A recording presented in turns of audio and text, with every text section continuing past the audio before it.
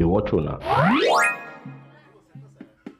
Na democracy we dey run or discount market. Welcome to Nigeria's by-election express. Last Saturday, INEC give us by-election, but politicians turn am by-election. Ballot box gymnastics, cash raining like a December wedding, and voters dey dust slap like say na Matrix movie. As we dey drag ourselves for small election, Canadian court look APC and PDP finish, talk say abeg una vibes resemble terrorist tendencies. Abroad don dey shame us for free. Back home, justice dey do shakara, heavy for oga with bullion van, featherweight for mama wey wan vote in peace.